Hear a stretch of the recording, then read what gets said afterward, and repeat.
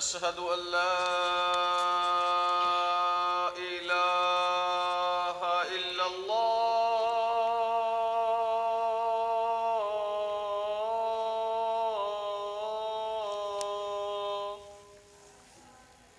أشهد أن لا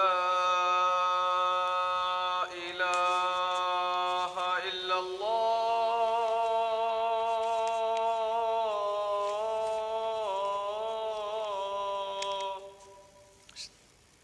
أشهد أن محمدًا رسول الله.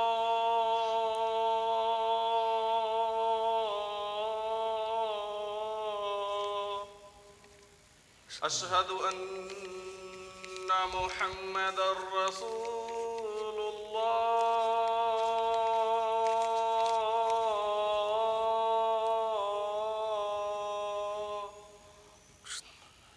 حي على الصلاة.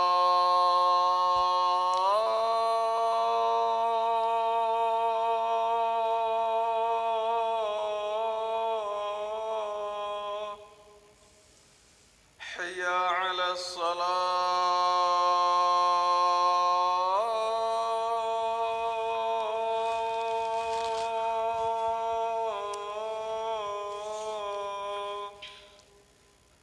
حي على الفلاح.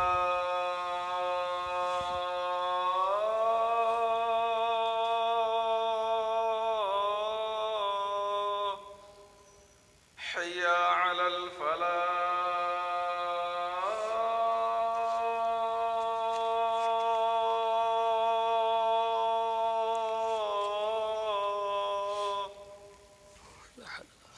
الله أكبر الله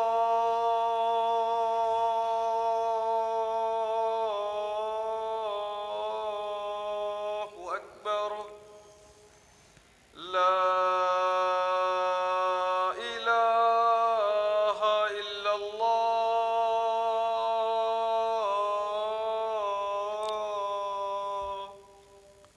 اللهم رب هذه الدعوة التامة.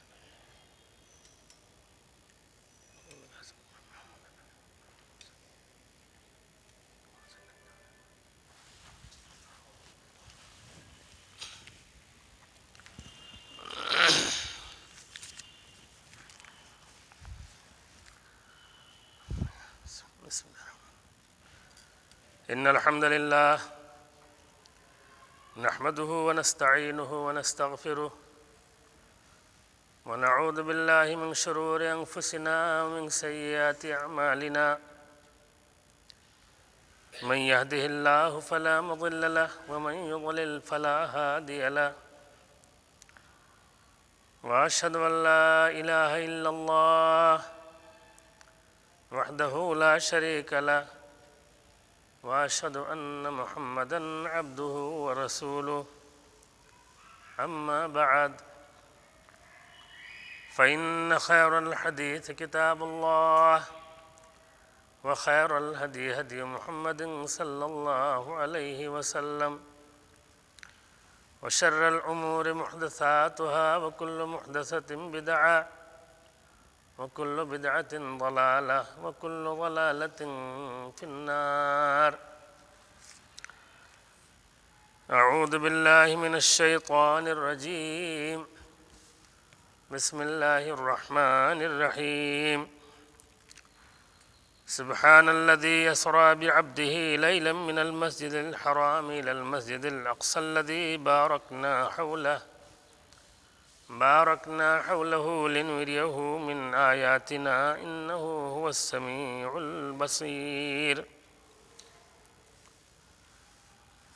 وقال في موضع آخر: ولقد رآه نزلة أخرى عند سدرة المنتهى عندها جنة المأوى إذ يغشى السدرة ما يغشى ما زاغ البصر وما طغى لقد رأى من آيات ربه الكبرى. دینی بھائیوں، بزرگوں اور دوستوں، گزشتہ خطبہ جمعہ میں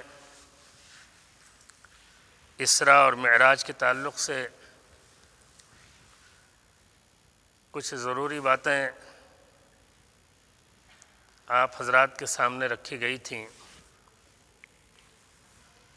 اسی سلسلے کا یہ دوسرا خطبہ یا یہ دوسری گفتگو بھی انشاءاللہ ہوگی۔ ہر مسلمان اس بات سے واقف ہے کہ ہمارے پیارے نبی جناب محمد الرسول اللہ صلی اللہ علیہ وسلم کی حیات طیبہ اور آپ کی مبارک نبوت و رسالت کی زندگی میں جب کہ آپ مکہ معظمہ میں تھے اور اہل مکہ کی طرف سے ہر طرح کے ظلم و ستم کا آپ نشانہ بنے ہوئے تھے، اور دو جو مضبوط سہارے تھے آپ کے لیے، ایک آپ کے چچا ابو طالب اور ایک آپ کی اہلیہ حضرت خدیجہ رضی اللہ تعالی عنہ، جن میں حضرت خدیجہ مسلمان بلکہ اولین مسلمانوں میں تھیں، اور ابو طالب جو آپ پر بحیثیت چچا بڑے مہربان تھے، لیکن آپ نے اسلام کا کلمہ نہیں پڑھا اور کفر ہی پر ان کی موت ہوئی۔ لیکن اس کے باوجود مکہ معظمہ میں جناب محمد الرسول اللہ صلی اللہ علیہ وسلم کے لیے ایک مضبوط سہارا، ایک طاقتور سپورٹر کی حیثیت حاصل تھی۔ ابو طالب مکہ کے ایک بااثر شخصیت تھی، اور جب تک وہ زندہ تھے کسی کی ہمت نہ تھی کہ ان کے بھتیجے محمد عربی صلی اللہ علیہ وسلم پر ویسا ظلم کرے جیسا ظلم اہل مکہ کرنا چاہتے تھے۔ اتفاق سے نبوت کے 10ویں سال، ایک ہی سال میں چند مہینوں کے فرق کے ساتھ، ابو طالب اور حضرت خدیجہ رضی اللہ تعالی عنہ دونوں اللہ کو پیارے ہو گئے۔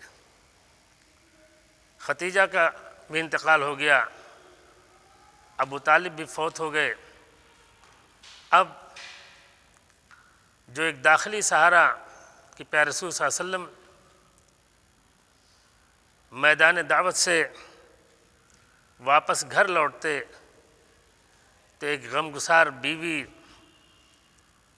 اور رفیق حیات تھی جو آپ کے غموں کو بانٹتی، آپ کی تکلیفوں کو بانٹتی اور آپ کو ڈھارس بندھاتی، سہارا دیتی۔ لیکن یہ داخلی سہارا اور جو باہری سہارا ابو طالب کی شکل میں تھا، یہ دونوں سہاروں سے آپ محروم ہو گئے۔ اب اہل مکہ کی جانب سے ظلم و ستم کا سلسلہ اور بڑھ گیا، یہاں تک کہ آپ کے قتل کے منصوبے بننے لگے، اور ایک انتہائی مشکل اور ناقابل بیان صورتحال سے اسلامی دعوت اور جناب محمد الرسول صلی اللہ علیہ وسلم گزر رہے تھے۔ یہاں تک کہ آپ نے سوچا کہ مکے کی زمین بڑی پتھریلی ہے، اہل مکہ کے دل بڑے سخت ہیں، کیوں نہ طائف چل کر کے اور وہاں کوشش کی جائے اور اہل طائف کو آزمایا جائے، اہل طائف کے سامنے توحید اور حق کی دعوت رکھی جائے۔ ممکن ہے ثقیف کے لوگ یعنی طائف کے لوگ اسلام کی اس دعوت کو قبول کر لیں۔ مکہ سے تقریباً 80 میل کے فاصلے پر پہاڑی راستہ، پرپیچ راستہ، اور رسول اکرم صلی اللہ علیہ وسلم ایک موہوم سی امید لیے مکے کے حالات سے، دعوتی نقطہ نظر سے بڑی حد تک مایوسی کی سی کیفیت تھی اور مایوسی کی سی صورتحال تھی۔ آپ ایک موہوم سی امید لیے طائف تشریف لے گئے اور تقریباً 10 دنوں تک آپ نے وہاں لوگوں کو سمجھایا، گھر گھر گئے، کوئی گھر چھوڑا نہیں اور کوئی دروازہ نہیں چھوڑا جس کو آپ نے کھٹکھٹایا نہ ہو، اور لوگوں کے سامنے لا الہ الا اللہ کی دعوت، اسلام کی دعوت، قرآن کا پیغام، توحید کا پیغام رکھا۔ لیکن طائف کی سرزمین اور زیادہ پتھریلی ثابت ہوئی، اور 10 دنوں کی شب و روز کی محنت کے بعد ایک بھی پھل نہیں آیا، ایک بھی آدمی نے اسلام کا کلمہ نہیں پڑھا، ایک بھی آدمی اس بات کے لیے تیار نہ تھا کہ آپ کی دعوت کو سنتا، سنجیدگی سے غور کرتا۔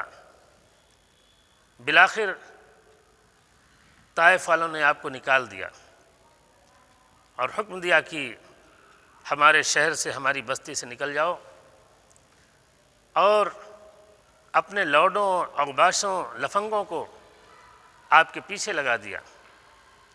سیرت کی روایات میں آتا ہے کہ راستے کے دونوں طرف سے یہ اوباش لڑکے پیارے رسول صلی اللہ علیہ وسلم پر پتھروں کی بارش کرتے، اینٹ چلاتے، پتھر چلاتے، یہاں تک کہ آپ زخمی ہو گئے اور آپ کا مبارک جوتا خون سے تر ہو گیا۔ طائف سے 2-3 کلومیٹر کی دوری پر پہنچے تو ایک درخت کے سائے میں آپ نے پناہ لی اور وہ اوباش واپس چلے گئے۔ اور رسول اکرم صلی اللہ علیہ وسلم نے اپنی دعوتی زندگی کا سب سے مشکل دور اور سب سے زیادہ تکلیف دہ مرحلہ دراصل اسی طائف کے سلوک کو قرار دیا۔ حضرت عائشہ رضی اللہ تعالیٰ عنہ نے ایک بار پوچھا تھا آپ سے کہ اللہ کے رسول، احد میں جب آپ کے دندان مبارک شہید ہوئے تھے، کیا اس سے بھی زیادہ مشکل وقت، اس سے بھی زیادہ تکلیف دہ مرحلہ آپ کی نبوت و رسالت کی زندگی میں آیا؟ تو آپ نے اس طائف کے واقعے کا حوالہ دیا، اور اس موقع پر جناب محمد الرسول اللہ صلی اللہ علیہ وسلم کی زبان مبارک سے جو دعا نکلی تھی، بڑی دردانگیز ہے وہ دعا۔ سیرت کی کتابوں میں وہ دعا منقول ہے۔ اللہ رب العالمین کی بارگاہ میں پیارے رسول صلی اللہ علیہ وسلم نے بڑے سوز، بڑے درد کے ساتھ کہا تھا کہ اللہم انی اشکو الیک ضعف قوتی وقلت حیلتی وہوانی علی الناس۔ اے اللہ، میں تیری بارگاہ میں اپنی کمزوری کا اور اپنی بے تدبیری کا اور لوگوں کے بالمقابل اپنے کمزور ہونے کی شکایت کرتا ہوں۔ اے یا ارحم الراحمین، اے سب سے بڑے رحم کرنے والے، تو کمزوروں کا رب ہے، انت رب المستضعفین وانت ربی، اور تو میرا رب ہے، میرا پالنہار ہے۔ الی من تکلنی، تو مجھے کس کے حوالہ کر رہا ہے؟ الی بعید یتجہمنی، کس اجنبی کے حوالہ کر رہا ہے جو بڑا ترشرو اور بڑا سخت دل اور بڑا سختی کرنے والا ہے؟ کہا کس کے ہاتھ میں تو میرے معاملے کو سونپ رہا ہے؟ ان لم یکن بک علی غضب فلا ابالی، اے میرے رب، اگر تو مجھ سے ناراض نہیں ہے، تیرے غضب اور غصے کے نتیجے میں یہ پریشانی مجھ پر نہیں آئی ہے، تو مجھے ان پریشانیوں کا، ان تکلیفوں کا اور اس مصیبت کا کوئی غم نہیں ہے، کوئی پرواہ نہیں۔ ولیکن عافیتک ہی اوسع لی، لیکن تیری عافیت، تیری رحمت میرے لیے زیادہ کشادہ ہے۔ اعوذ بنور وجهک الذی اشرقت له الظلمات، اے میرے رب میں تیری ذات کے نور سے، اس کی روشنی سے جس سے ساری تاریکیاں چھٹ جاتی ہیں، میں تیری ذات کے نور اور اس کی روشنی کی پناہ چاہتا ہوں، اور جس سے دنیا اور آخرت کے سارے معاملات درست ہو جاتے ہیں۔ میں اس بات سے پناہ چاہتا ہوں کہ میرے اوپر تیری ناراضگی نازل ہو، اترے، تم مجھ سے ناراض ہو۔ لک العتبی حتی ترضی، میں تجھے راضی کرتا رہوں گا یہاں تک کہ تو راضی ہو جائے۔ ولا حول ولا قوت الا باللہ، اور اللہ کے بالمقابل کسی کی کوئی طاقت اور کسی کی کوئی حیثیت نہیں۔ پیارے رسول صلی اللہ علیہ وسلم نے یہ دردانگیز دعا اللہ کی بارگاہ میں کی تھی۔ طائف سے لوٹے، پھر مکے آئے، بڑا مشکل دور تھا، انتہائی مشکل دور تھا۔ رسول اکرم صلی اللہ علیہ وسلم کی مکی زندگی کا انتہائی نازک دور تھا۔ ایسا لگتا تھا کہ چاروں طرف اندھیرا ہے، زمین تنگ ہو گئی ہے۔ مکے نے بھی اپنے دروازے بند کر لیے، طائف نے بھی بند کر لیے، اور اسلام دشمنوں نے ہر طرح کا ظلم، ہر طرح کی شرارت محسن انسانیت رحمۃ للعالمین جناب محمد رسول اللہ صلی اللہ علیہ وسلم کے ساتھ روا رکھی۔ ان حالات میں رسول اکرم صلی اللہ علیہ وسلم کو اللہ تعالیٰ نے اپنے پاس بلایا، قرآن نے اسی کو کوٹ کیا ہے۔ پچھلے خطبے میں یہ تذکرہ آیا تھا۔ دراصل مقصد یہ تھا کہ تاکہ آپ کے دل کو تھوڑی تسلی ملے، آپ کے دل کو کچھ قرار ملے کہ زمین جب تنگ ہو گئی تو آسمان اپنی وسعت اور اپنی کشادگی کے ساتھ آپ کے استقبال کے لیے تیار ہو گیا۔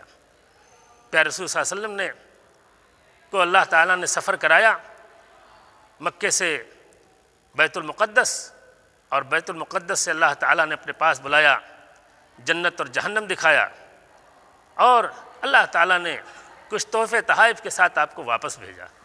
یہ ساری تفصیل گزر چکی ہے، اس سے پہلے آپ سن چکے ہیں۔ ان حالات میں غور کریں ہم لوگ کہ ایک ایسا واقعہ پیش آیا جو بظاہر غیر معقول۔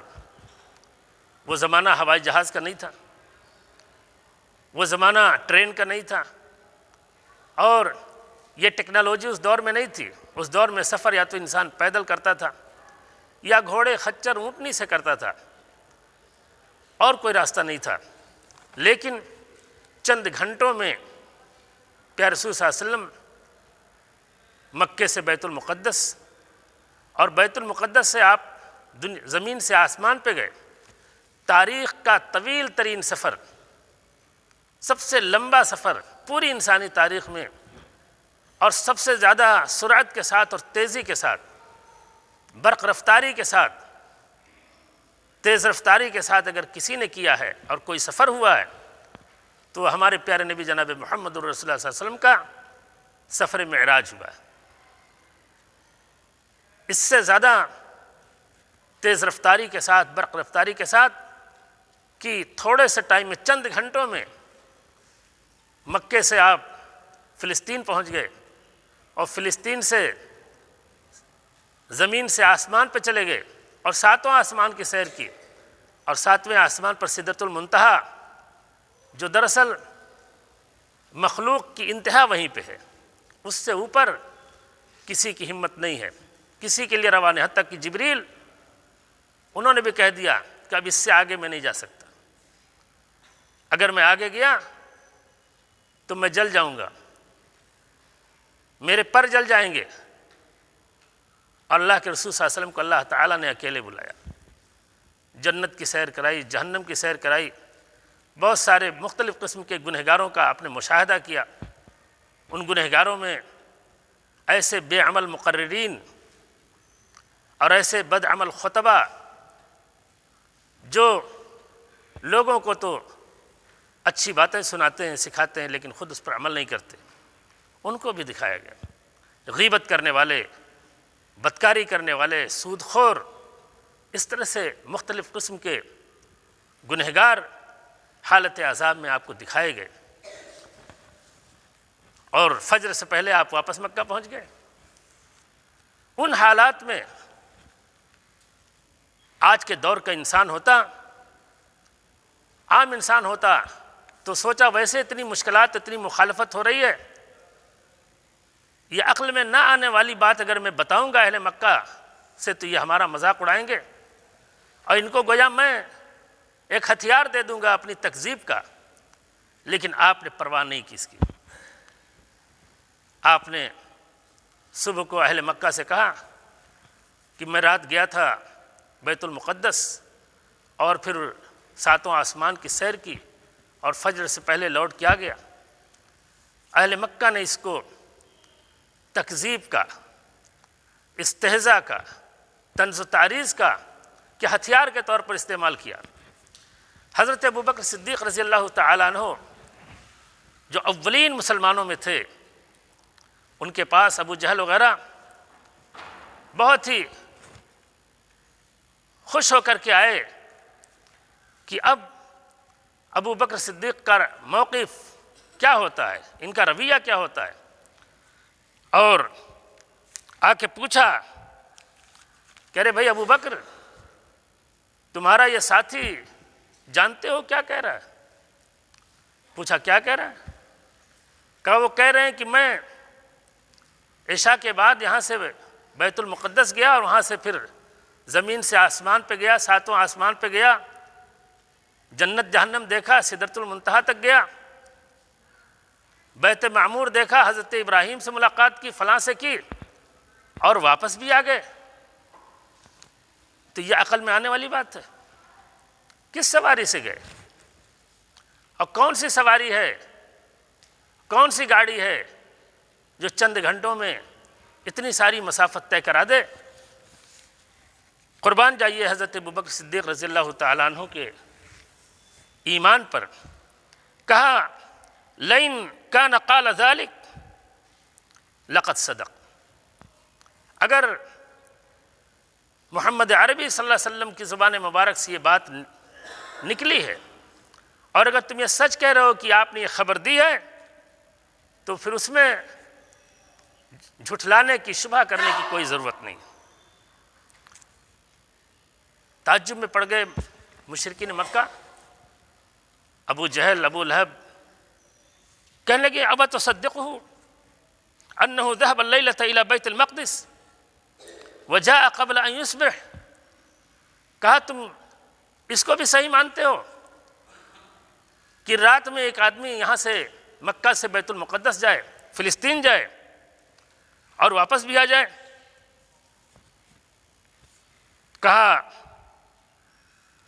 ہاں، قال نعم انی لاصدقہ فیما هو ابعد من ذلک، کہا اس میں حیرت کی کیا بات ہے، اور تصدیق نہ کرنے کی کون سی بات ہے؟ ہم تو اس سے بھی زیادہ حیران کرنے والی بات کی تصدیق کرتے ہیں جو بظاہر بعید از قیاس ہے۔ وصدقہ بخبر السماء فی غدوۃ او روحۃ، کہا کہ ہم تو پہلے ہی سے اس بات کی تصدیق کرتے ہیں کہ آسمان سے وحی چند لمحوں میں آ جاتی ہے آپ کے پاس۔ تو جو اللہ چند لمحوں میں آسمان سے وحی آپ کے پاس بھیجتا ہے، اگر اس نے بلا لیا چند گھنٹوں میں اور سیر کرا کے بھیج دیا تو اس میں کوئی حیرت کی بات نہیں ہے۔ اسی ناطے حضرت ابوبکر صدیق رضی اللہ تعالی عنہ کو صدیق کہا گیا، لقب دیا گیا صدیق کا، یعنی انتہائی تصدیق کرنے والے۔ اگر رسول اکرم صلی اللہ علیہ وسلم کی زبان مبارک سے کوئی بات نکلی ہے اور آپ نے کوئی خبر دی ہے تو اس میں عقل کے گھوڑے دوڑانے کی کوئی ضرورت نہیں، پھر آنکھ بند کر کے اس کو ماننا، اس پر ایمان رکھنا، دراصل یہی ایک مومن کی شان ہے۔ میرے دوستوں، میرے بزرگوں،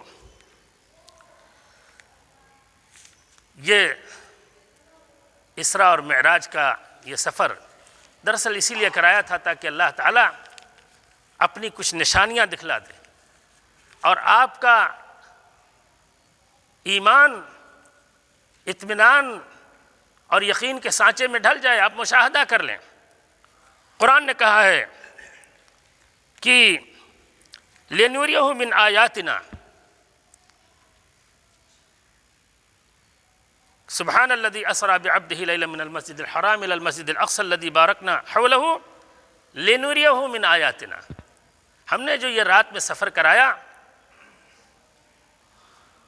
مکے سے بیت المقدس تک، اس کا مقصد یہی تھا لنریہ من آیاتنا، تاکہ میں اپنی نشانیاں، اللہ کہہ رہا ہے تاکہ میں اپنی نشانیاں آپ کو دکھلا دوں۔ آپ اپنے چشم سر سے دیکھ لیں۔ آپ نے اپنے چشم سر سے انبیاء کو دیکھا، انبیاء کرام کی امامت کی، اور سارے انبیاء کرام اکٹھا ہو گئے بیت المقدس میں، پیارے رسول صلی اللہ علیہ وسلم نے سب کی امامت کی۔ گویا اعلان تھا کہ اب کسی دوسرے نبی، کسی دوسرے پیغامبر کی شریعت کا کوئی اعتبار نہیں ہے۔ اب دنیا انسانیت کی قیادت اور امامت اگر کسی کے حصے میں آئی ہے اور کسی کی ذمہ داری بنی ہے تو وہ آخری نبی جناب محمد الرسول اللہ صلی اللہ علیہ وسلم کی ہے۔ اب آپ کے سامنے نہ موسیٰ کی شریعت کا اعتبار، نہ عیسیٰ کی شریعت کا اعتبار، کسی کی شریعت کا اعتبار نہیں۔ سب نے آپ کی اقتداء میں نماز پڑھی، اور اس روئے زمین پر اس سے بڑی، اس سے بہتر نماز کون سی ہوگی جس میں امام بھی نبی، سید الانبیاء، اور جتنے مقتدی تھے سب اللہ کے نبی اور رسول تھے۔ اس روئے زمین پر ایسی جماعت سے نماز نہیں ادا کی گئی کہ جس میں امام سید الانبیاء جناب محمد الرسول اللہ صلی اللہ علیہ وسلم، اور جس میں مقتدی اور پیچھے نماز پڑھنے والے سب اپنے دور کے اللہ کے برگزیدہ رسول اور نبی تھے۔ اللہ تعالیٰ نے اکثر انبیاء کرام کے سلسلے میں اگر قرآن مجید کا مطالعہ کیا جائے تو کچھ خصوصی ذرائع سے اللہ نے اپنی قدرت کی نشانیاں دکھلائی۔ تو اسراء اور معراج اس لیے کرایا گیا۔ معراج کی بات جو سورہ نجم ہے اس میں بھی آخر کی آیت یہی ہے کہ لقد رأى من آیات ربہ الکبریٰ۔ معراج کے اس سفر میں پیارے رسول صلی اللہ علیہ وسلم نے اپنے رب کی بڑی بڑی نشانیوں کا مشاہدہ کیا، آنکھوں سے دیکھا، جنت دیکھی، جہنم دیکھا، سدرۃ المنتہا دیکھا، بیت معمور دیکھا، سب کچھ دیکھا۔ اللہ رب العالمین سے نماز کا تحفہ، شرک سے بچنے والوں کے لیے مغفرت کی بشارت، اور سورہ بقرہ کی آخری آیات کا تحفہ لے کر کے آپ آئے۔ میرے بھائیوں، میرے دوستو،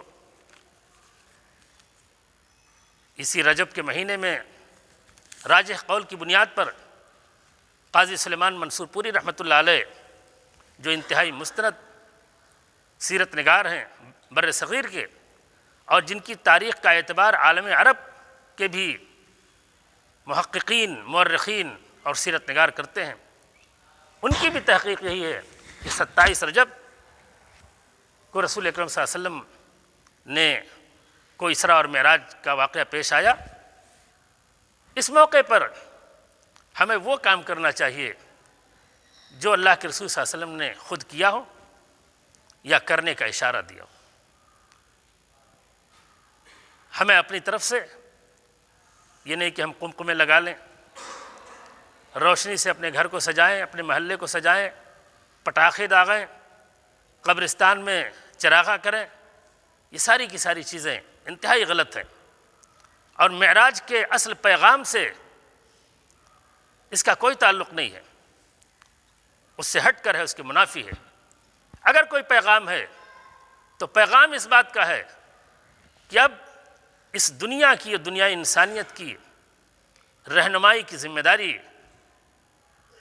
شریعت محمدیہ اور امت محمدیہ کو دی گئی ہے کہ انسانیت کے بھٹکے ہوئے قافلے کو اگر تباہی سے کوئی بچا سکتا ہے تو محمد عربی صلی اللہ علیہ وسلم کا لایا ہوا دین، آپ کی لائی ہوئی شریعت، اور آپ پر، آپ کی نبوت اور رسالت پر ایمان رکھنے والی امت یہی بچا سکتی ہے۔ اور اس کا کام ہے کہ دنیا کی قیادت کرے، دنیا کی امامت کرے، اور دنیا کو صراط مستقیم سجھائے اور بتائے اور دکھائے۔ اور کوئی پیغام اگر ہے تو یہ پیغام ہے کہ بیت المقدس جو ہمارا قبلہ اول اور جو انبیاء کرام کی سرزمین، اس بیت المقدس کی حفاظت کرنا اور اللہ کی عبادت کے لیے اس کو وقف رکھنا اور اس سلسلے اس کی حفاظت کی راہ میں قربانی دینا، یہ امت محمدیہ کی ذمہ داری ہے۔ بیت المقدس کی ایک تاریخ ہے، یہودیوں نے، عیسائیوں نے کس طرح حملے کیے وہ ایک الگ موضوع ہے، لیکن اسراء اور معراج کا ایک پیغام یہ بھی ہے۔ اللہ رب العالمین سے دعا ہے کہ اللہ تعالی ہمیں دین کو سمجھنے کی توفیق عطا فرمائے۔